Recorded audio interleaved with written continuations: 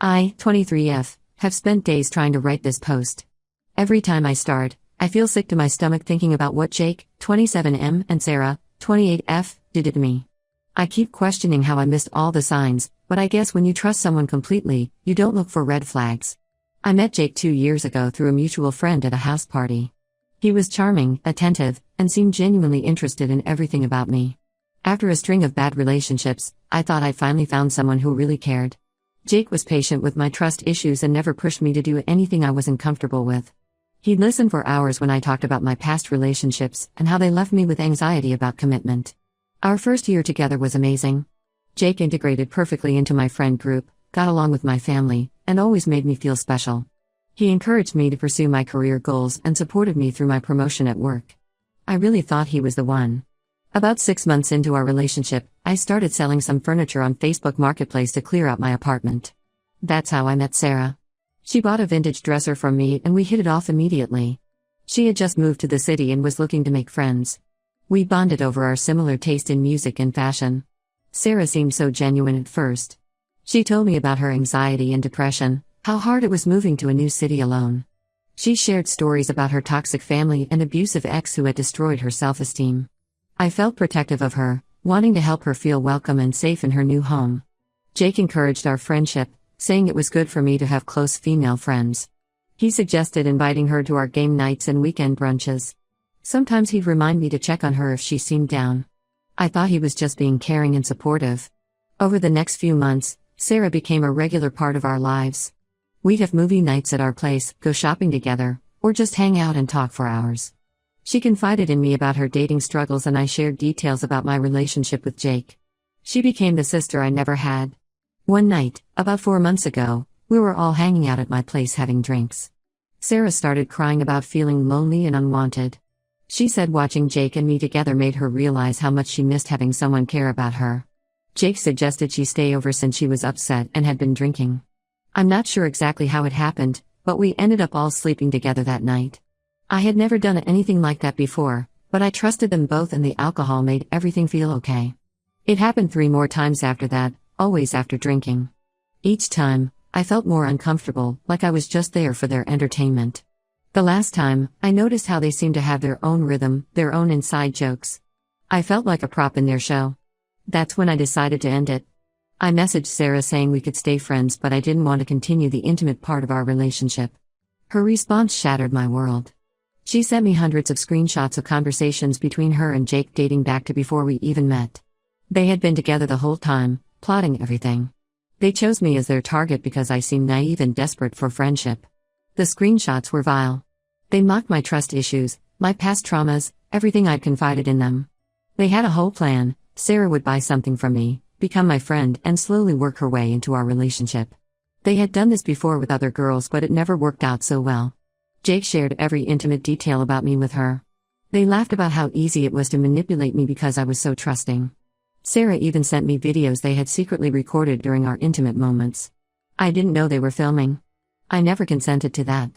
When I confronted Jake, he turned everything around on me. He said I should have known they were together, that I was just too stupid to see it. He claimed I wanted it to happen and was only upset because they didn't want me anymore. Now they're officially together and Sarah won't stop harassing me. She calls from different numbers while they're together, describing things in detail to humiliate me. She's messaging mutual friends sharing explicit details about what happened. I had to delete all my social media because she keeps making new accounts to torment me. The worst part is feeling so helpless.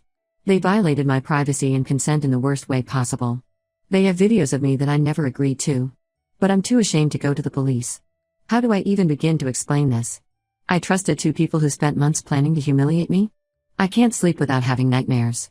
Every phone notification sends me into a panic attack. I had to move back in with my parents because I'm afraid to be alone. I keep replaying every conversation, every interaction, looking for signs I must have missed. Were they laughing at me the entire time they pretended to care? How many of our friends knew what was really happening? Every memory of the past year feels tainted now. I can't trust my own judgment anymore. I just need advice on how to move forward from this. How do you heal when the people you trusted most turn out to be monsters?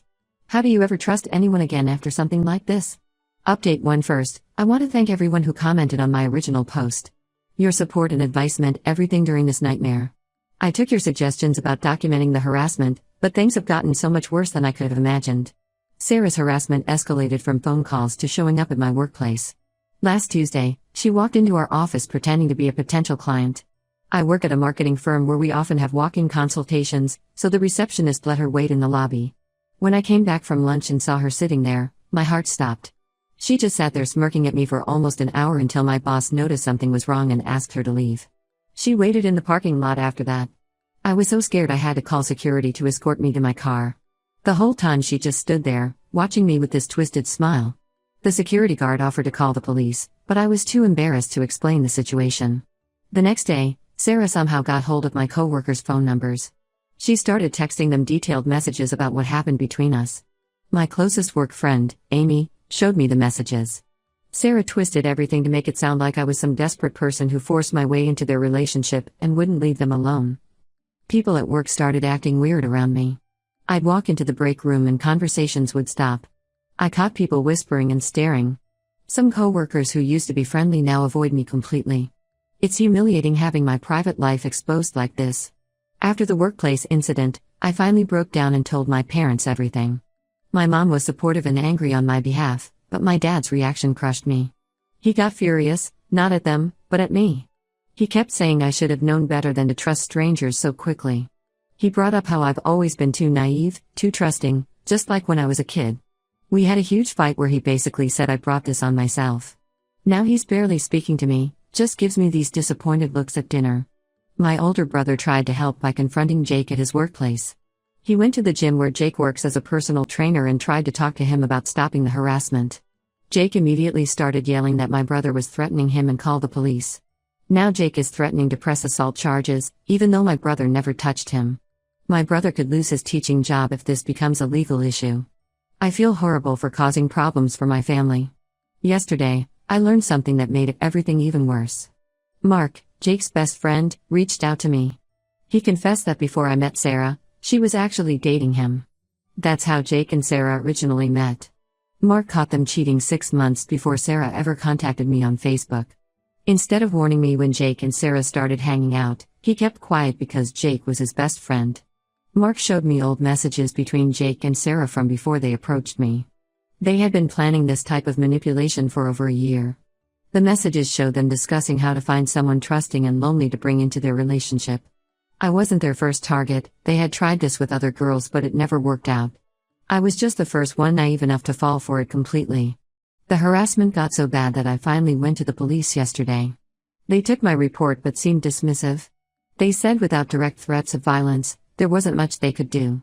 When I mentioned the videos taken without my consent, the officer actually asked if I was sure I didn't know about the recording. They suggested I try getting a restraining order instead of pressing charges. I filed for the restraining order, but the hearing isn't for another month. Until then, I'm basically trapped. I had to change my phone number again because they keep finding ways to contact me. Jake's mom even called my mom to yell at her, saying I was making up lies to ruin her son's reputation. She said I was just bitter because Jake found someone better. Most of my friends have slowly disappeared. They say they don't want to take sides or get involved in drama. The few who did believe me are now scared to be around me because Sarah starts harassing them too. She sends them private details about me and makes up horrible lies about what really happened. I've never felt so alone and powerless. My anxiety is through the roof. I jump every time my phone rings or someone knocks at the door. I can't trust anyone anymore. How do I know they're not secretly laughing at me or planning to hurt me? Every time I think about how long they must have been plotting this while pretending to care about me, I feel physically sick. The worst part is that they're still together, living their lives like normal while mine is completely destroyed. They get to be happy while I'm left dealing with panic attacks and trust issues. I don't know how to move forward from this. How do you rebuild your life when the people you trusted most turn out to be sociopaths who enjoy destroying others? Update 2: Just when I thought this nightmare couldn't get worse, everything exploded again. The restraining order hearing finally happened last week, and it was a complete disaster. Sarah and Jake showed up with an expensive lawyer who turned everything around on me. They brought printed screenshots of texts where I had reached out to Sarah after everything happened, asking to talk things through. The lawyer twisted these messages to make me look obsessed and unstable. They completely left out all their harassment, the threatening calls, and Sarah showing up at my workplace. Their lawyer painted this picture of me as a bitter ex who couldn't accept that Jake had moved on. He even suggested I had manipulated them into the intimate situations, not the other way around. The judge seemed confused by the whole situation, probably because their lawyer kept interrupting whenever I tried to explain the full story. But here's where things took an unexpected turn. A girl named Rachel reached out to me after seeing my original Reddit post. She recognized Jake and Sarah's pattern because they did the same thing to her last year in Denver. Her story was almost identical to mine. They befriended her when she was going through a rough time, gained her trust, and then systematically destroyed her life for fun. Rachel sent me everything: old photos of them together, screenshots of conversations, even a police report she filed that went nowhere. She showed me their old dating profile where they specifically looked for sweet, trusting girls to have fun with. It was all there in black and white. They were predators who got off on manipulating people. I immediately took this evidence to my lawyer, but it was too late to submit it for the hearing. The judge denied my restraining order request because there wasn't enough evidence of immediate physical danger. Sarah sat there smirking the whole time, and I saw them laughing together as they left the courthouse. The day after the hearing, my younger sister came to me with something that made me physically sick. She confessed that Sarah had contacted her on Instagram months ago, before I even met her. Sarah was fishing for information about me, asking about my relationship history and trust issues. My sister thought it was weird but didn't want to seem paranoid by telling me. She's devastated now, blaming herself for not warning me. Then my roommate admitted something too. About 2 months into my friendship with Sarah, she had let her into our apartment when I wasn't home. Sarah claimed she needed to return something of mine but instead went through my entire room taking pictures of personal items and going through my journals. That's how they knew so many intimate details about my life. I ended up having to quit my job. Even though my boss was understanding, he said the situation was affecting workplace morale. Sarah would show up randomly, causing scenes in the lobby. Some co-workers complained about feeling unsafe, and clients were starting to notice the tension. I don't blame them. I would feel uncomfortable too. I found a new job in a different part of town and moved to a new apartment. Rachel has been an incredible support through all of this. She's helped me document everything and connected me with other women who had similar experiences with Jake and Sarah. We're thinking of starting a support group for victims of manipulation and betrayal.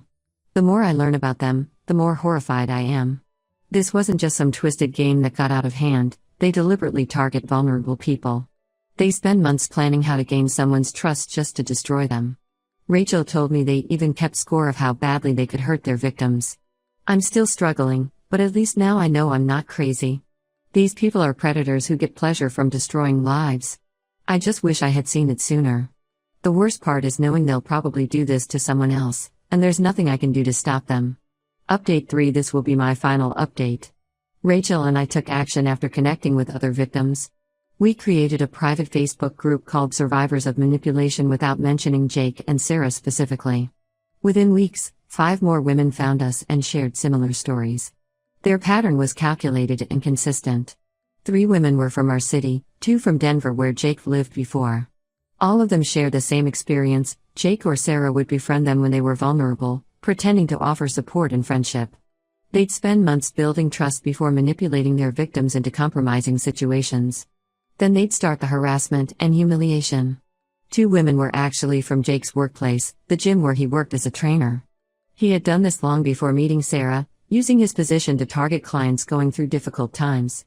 1 woman had just gotten divorced, another was struggling with self-esteem issues. He used their vulnerability against them. With multiple victims coming forward with evidence, the police finally took our complaints seriously. The cyber harassment and non-consensual recordings violated several laws. Both Jake and Sarah are under investigation now. The gym fired Jake after learning about his pattern of targeting clients. Sarah completely lost it when she found out about the investigation. Last week, she showed up at my new apartment screaming about how I'd ruined her life. I still don't know how she found my address. She was banging on my door at 2 a.m., threatening to expose me.